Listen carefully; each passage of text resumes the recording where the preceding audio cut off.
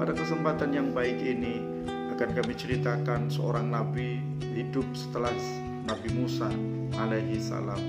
Siapa dia? Siapa lagi kalau bukan Sam'un al-Ghazi. Sam'un al-Ghazi, beliau adalah wali Allah, Nabi Allah Subhanahu wa ta'ala. Beliau gigih berjuang, berperang demi mempertahankan agama ketauhidannya.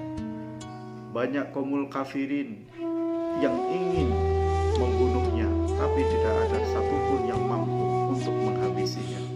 Karena Sam'un al-Ghazi tidak mampu, tidak ada alat perang apapun yang bisa membunuhnya.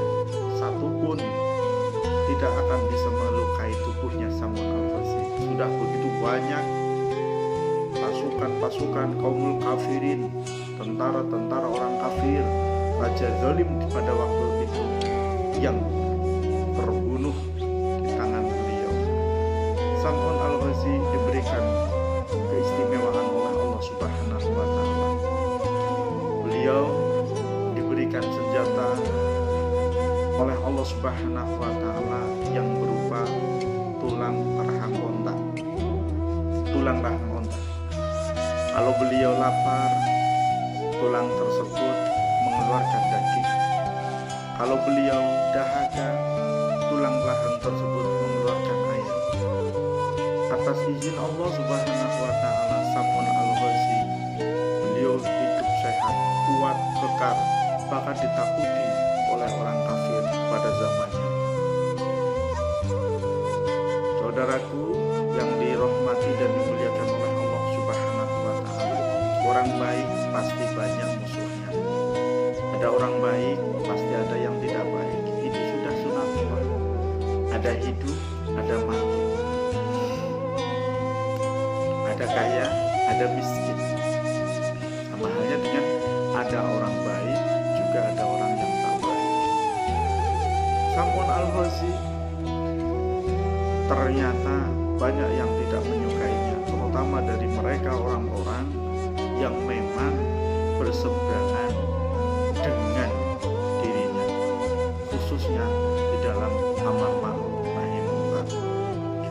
Oleh karenanya orang kafir melakukan siasat, mengadakan musyawarah bagaimana ini caranya kita membunuh Sam'un al-Ghazi. Karena menurut mereka, kalau Sam'un al-Ghazi masih hidup, maka ini akan menjadi bumerang untuk mereka.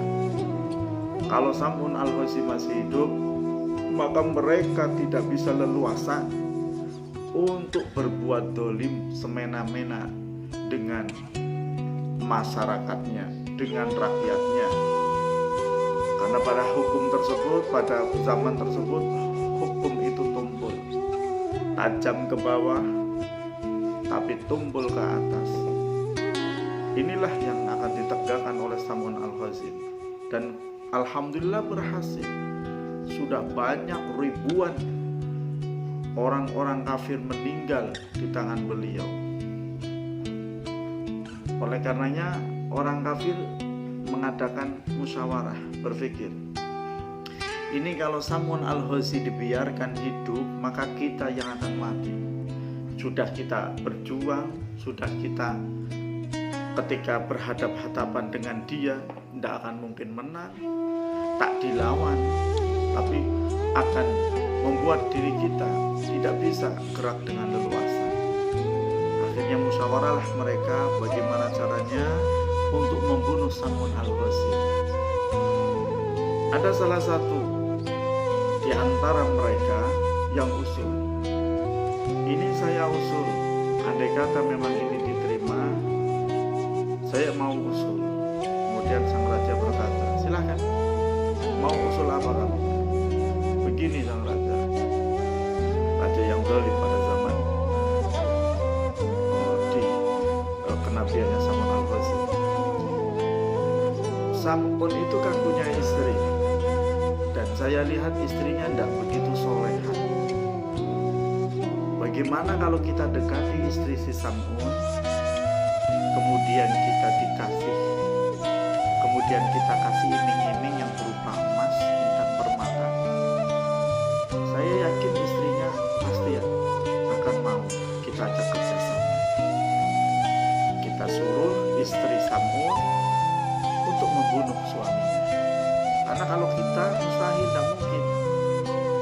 siapa saja yang melawan Samun pasti mati. Nah, tidak mati gimana? Kita tusuk Samun tidak apa-apa, rasa sakit juga tidak. Tapi malah sebaliknya, orang yang menusuk ditusuk mati. Nah, kita cari jalan lain aja, teman-teman. Oke, panggil istri si Samun. Kemudian dipanggillah istri si Samun dengan diiming-imingi kepingan emas, diiming-imingi dengan intan permata. Ternyata istri Samun yang tadinya ragu-ragu untuk menerima kerjasama dengan kaum kafirin, akhirnya dia mantap untuk menyatakan, oke, aku mau membunuh suamiku, asalkan memang emas ini menjadi milikku. Sang raja pun berkata, tidak apa-apa, silakan ambil saja, ini hakmu, ini menjadi milikmu, tapi dengan catatan setelah kamu membunuh suamimu. Kemudian istri pun menyanggupi, oke, akan aku sanggupi, akan aku lakukan. Nanti malam apa yang harus aku lakukan?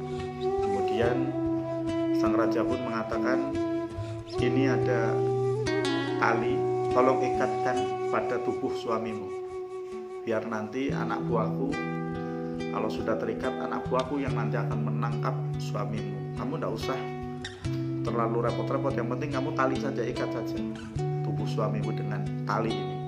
Konon ceritanya tali itu sangat besar sekali. Oke, talinya saja dibawakan oleh orang kafir. Malam pun tiba, Samun istirahat, istrinya pura-pura tidur. Ketika lihat suaminya itu tidur terlelap, si istri pun kemudian melaksanakan rencana busuknya dengan orang kafir. Diambil tali dari belakang rumah, kemudian diikat itu si badan Samun dari atas sampai bawah. Setelah itu istri pura-pura tidur kembali. Kemudian waktu fajar pun tiba, Samun biasa melaksanakan ibadah. Beliau bangun, ada yang tidak enak rasanya dalam tubuhnya. Ini apa ini? Setelah dia lihat, ini kok ada tali yang mengikat tubuhku. Hai, ini siapa yang mengikat aku? Kemudian istrinya pun berkata, wahai suamiku, aku yang mengikat tali pada tubuhmu. Kemudian Samun berkata, apa maksud kamu mengikatkan tali ke seluruh tubuhku? Apakah engkau hendak mencelakaiku? Kemudian istrinya pun berkata, tidak, sama sekali tidak suamiku. Justru aku malah hendak mengetes, menguji, apakah benar yang dikatakan oleh kaum kafir bahwa engkau itu sungguh kuat, engkau sungguh hebat. Ternyata engkau hebat, engkau kuat. Karena apa? Ketika Samun mengatakan siapa yang mengingati ini, talinya hanya dikipatkan saja, sudah putus satu persatu. Hadza min fadli rabbi, masya Allah. Inilah karomah yang Allah Subhanahu wa Ta'ala berikan kepada wali-walinya Allah. Setelah itu istrinya pun merasa panik dan ketakutan. Siang hari istrinya sembunyi-sembunyi mendatangi sang raja. Maaf sang raja, perintahmu sudah kulakukan, tapi tidak ada hasil. Suamiku sungguhlah kuat. Tali yang sudah aku ikatkan putus satu persatu.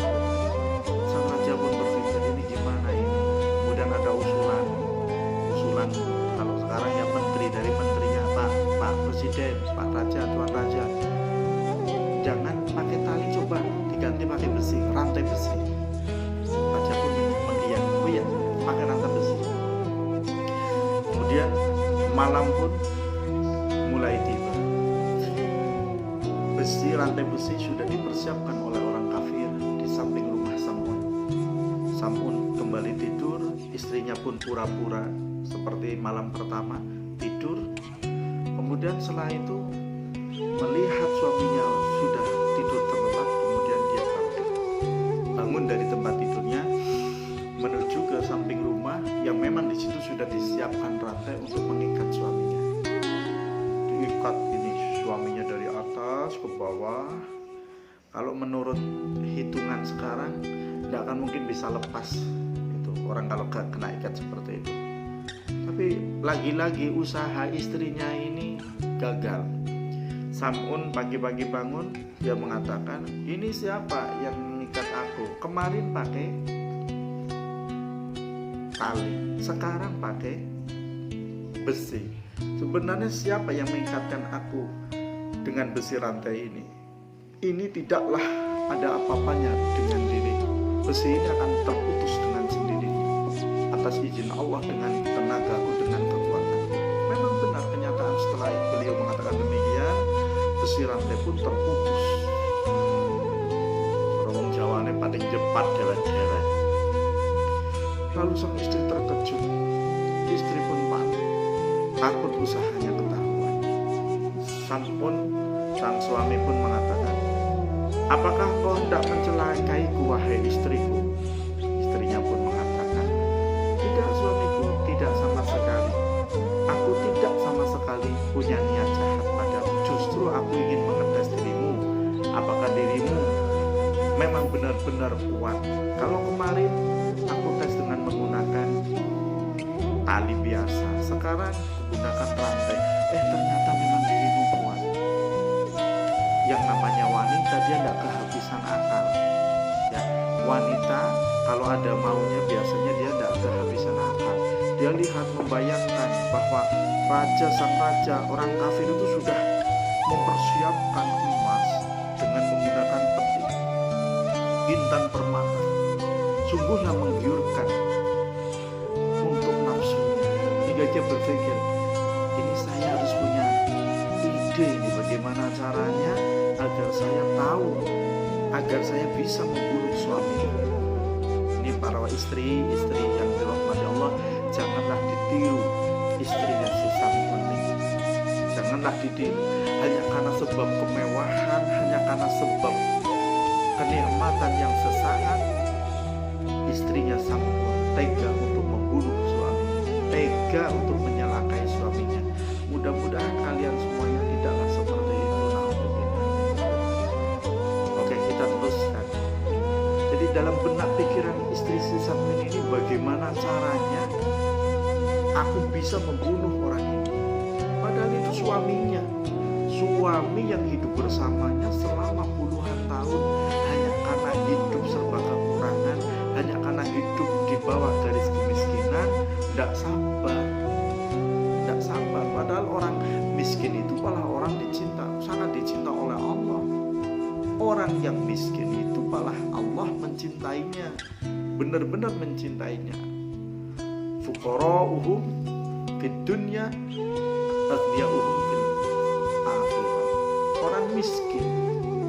Orang miskin di dunia itu besok orang kaya-kayanya di akhirat. Jadi bersabar ketika memang kita ini dijatah atau diuji oleh Allah masalah rezeki kita kok tidak sama dengan yang lain. Ya yang ikhlas saja, yang disabari saja. Karena siapa tahu juga Allah punya kehendak lain. Siapa tahu juga kita miskin di sini, tapi Allah sudah mempersiapkan surga di sana. Amin. Allahumma amin. Istri si Sam'un ini berpikir, ini aku harus bisa membunuh suamiku ini. Kemudian dia mulai merayu, memegang-megang suaminya. Wahai suamiku, engkau begitu hebat, engkau tidak terkalahkan dan tidak tertandingkan. Sebenarnya rahasia apa yang membuat dirimu seperti itu? Sam'un pun mengatakan, Yamro'ati ini waliyun min awliyaillah, la yakhlibu alayya syai'un am amri dunya illa sya'ri hada. Ini kadang-kadang seorang laki-laki udah kadung percaya sama istri, dia mengatakan apa adanya, ternyata disalah maksudkan oleh istrinya.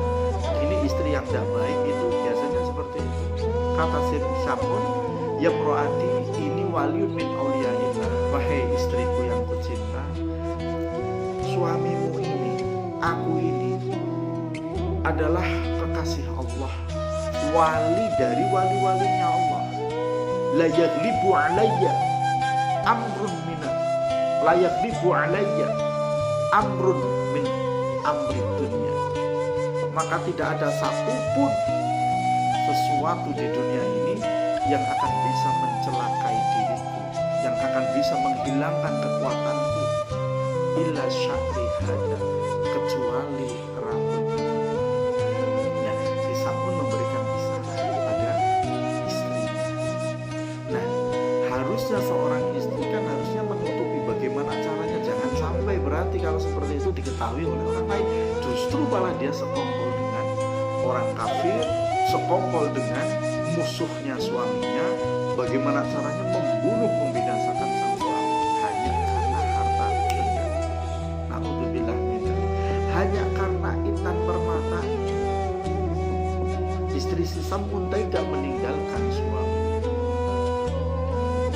Kemudian si istri pun tahu, begitu. Siang hari istri menghadap sang raja. Raja, untuk masalah yang tadi malam gagal. Gagal gimana maksud kamu? Ya gagal. Suamiku begitu kuat, suamiku begitu kekal, sehingga jangankan tali, pakai besi saja putus. Saya lihat dengan mata kepala saya sendiri. Wah, sang raja pusing dengan yang lain. Ini gimana ini Pak Menteri, ini gimana ini? Sam'un begitu kuat. Ini kalau dia tidak kita bunuh, ini akan bisa menggoncangkan kekuasaanku. Kita sudah tidak bisa lagi menyembah selain Tuhannya Sam'un. Bagaimana ini? Tapi kemudian disaut oleh sang istri. Tapi saya punya ide. Sang raja. Tapi dengan satu syarat. Apa syarat yang kau ajukan? Tolong tambahkan emas, berlian yang kemarin kamu janjikan kepadaku. Kalau memang kamu mau menyepakati, pada malam ini kalian bisa saksikan sendiri, suamiku bisa dibunuh oleh kalian. Wah, senang sekali nih sang raja. Kemudian dia mengatakan kepada ajudannya, ambilkan, tambahkan emas untuk wanita ini. Kemudian ditambahkan, dan wanita ini puas karena memang dia itu tidak sabar dicoba oleh Allah. Suaminya itu yang dicoba oleh Allah Subhanahu wa Ta'ala, hidup pas-pasan. Kan biasanya seperti itu, istri yang tidak sabaran, suaminya hidup pas-pasan, rezekinya pas-pasan, dapat hasilnya pun pas-pasan, biasanya sering tidak sabar. Seringkali juga tak sedikit terjadi perceraian karena ketidaksabaran seorang istri atas rezeki suami yang telah Allah Subhanahu wa Ta'ala beri. Padahal itulah rezeki yang paling baik. Kita teruskan. Kemudian malam pun mulai tiba. Apa yang dimaksud oleh sang istri, ide sang istri pun dikatakan pada sang raja, dan sang raja pun menunggu apakah benar apa yang dikatakan oleh istri si Sam'un. Istri Sam'un biasa, seperti biasa, dia tidur, menemani suaminya tidur. Setelah suaminya tertidur, kemudian sang istri mulai melakukan aksi jahatnya, aksi kekurang ajarannya, aksi biadabnya, melakukan aksi yang sangat tercela, sangat hina, bahkan dilaknat oleh Allah Subhanahu wa Ta'ala. Dia cari tadi malam, suaminya mengatakan bahwa kelemahanku ada di rambut ini. Dia lihat mana rambutnya, bahwa si Sam'un ini punya rambut di belakang panjang, ada 8 helai.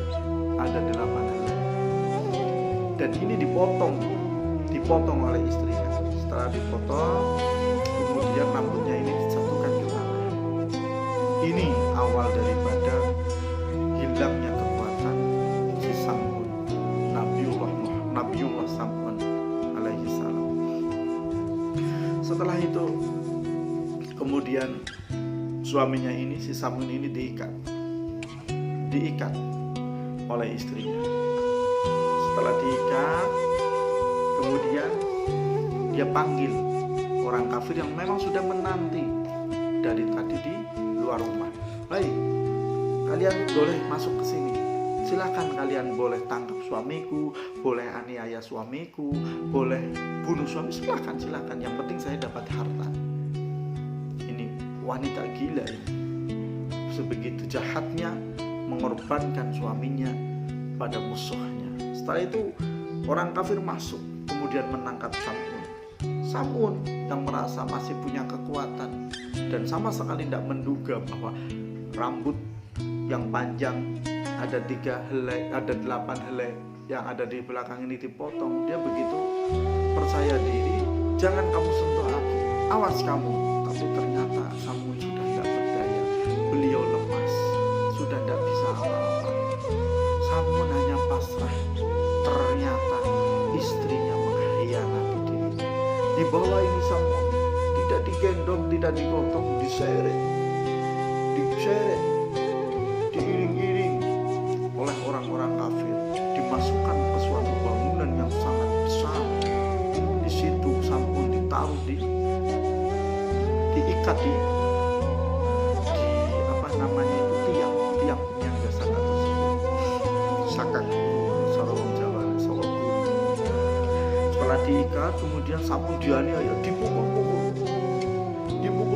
kepalanya, kakinya, badannya. Mereka itu seperti singa liar, marah sekali seakan-akan sama Samun. Tak hanya itu, kedua matanya Samun ini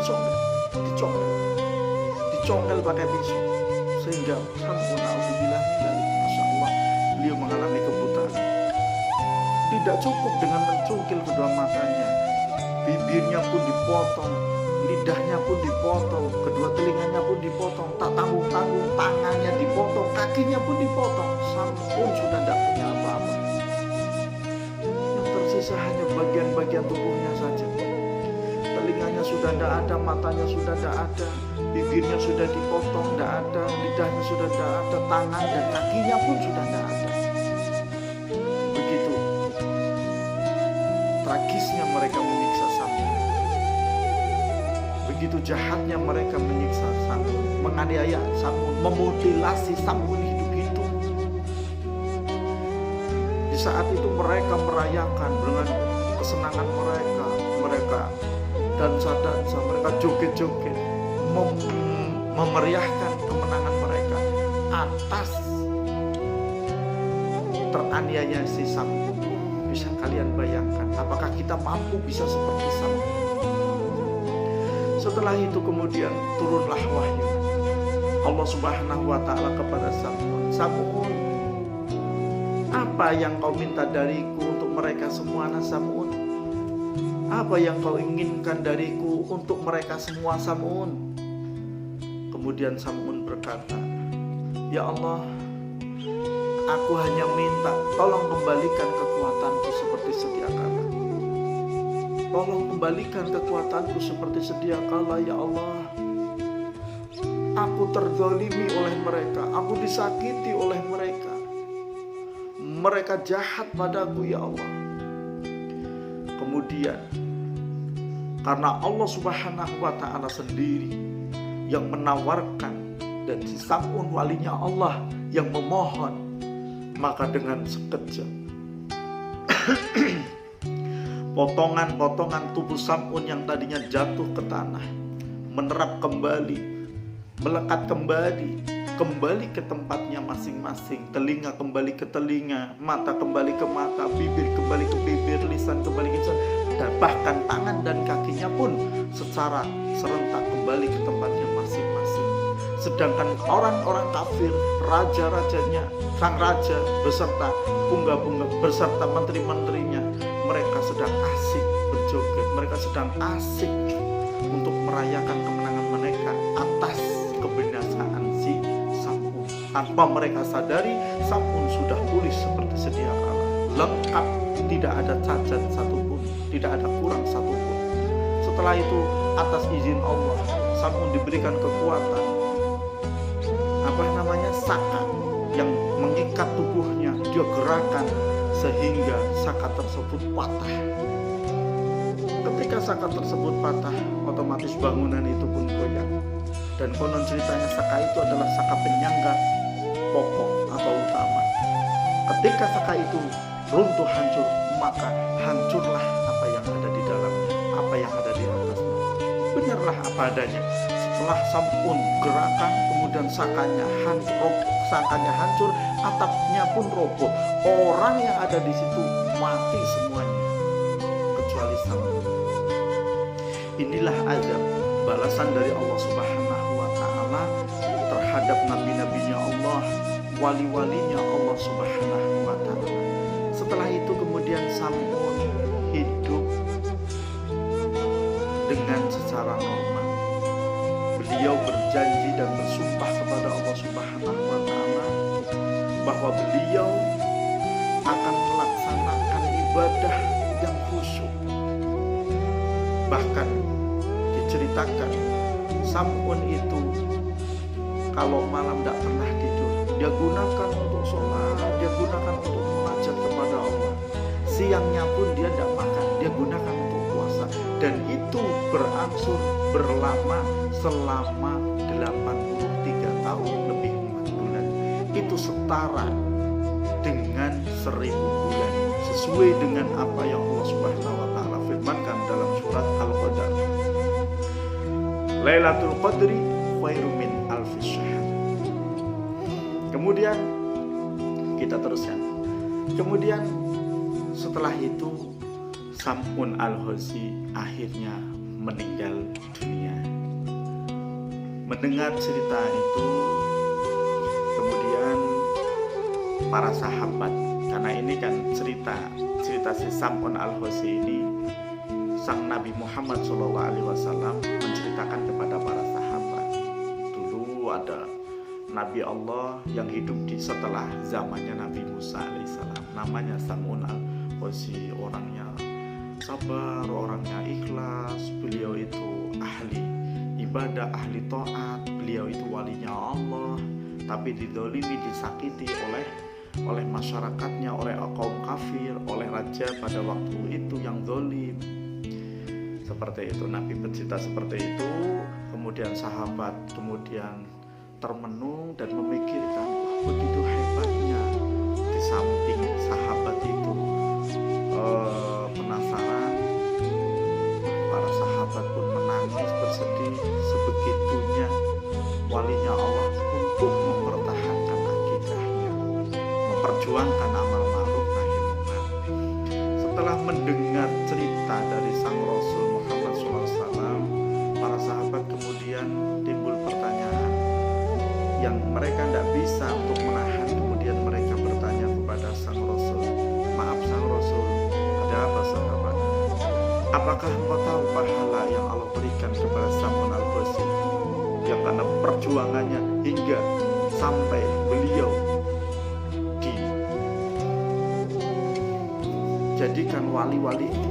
dijadikan wali dari wali-walinya Allah Subhanahu wa Ta'ala. Kemudian Nabi pun menjawab, inilah alam, aku tidak tahu sahabat, apa yang Allah berikan, pahala apa yang Allah berikan kepada Sam'un, aku tidak tahu sahabat, mungkin sangat besar sekali. Nah, di saat itu kemudian malaikat Jibril turun, disuruh oleh Allah untuk mengatakan bahwasanya, ya Rasulullah, pahala yang akan diberikan kepada Sam'un sungguhlah besar, tapi tidak sebesar yang akan Allah berikan kepada dirimu dan umatmu. Bahwasanya Allah Subhanahu wa Ta'ala akan memberikan dirimu dan umatmu suatu malam yang malam itu lebih baik daripada 1000 bulan. Yang dimaksud 1000 bulan itu adalah 1000 bulan di mana perjuangan Sam'un al-Ghazi beliau hidup selama 83 tahun lebih, 83 tahun lebih 4 bulan atau setara dengan 1000 bulan. Malaikat Jibril mengatakan Allah akan memberikan malam pada dirimu dan umatmu malam yang lebih baik dari 1000 bulan. yaitu malam Lailatul Qadar. Malam Lailatul Qadar.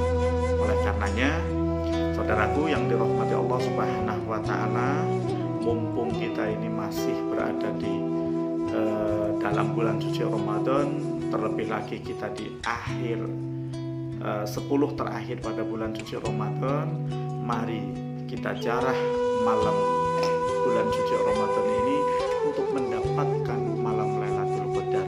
Karena malam Lailatul Qadar itu nilainya, pahalanya akan jauh lebih besar, pahalanya akan jauh lebih banyak dibandingkan 1000 bulan atau setara dengan 83 tahun lebih 4 bulan.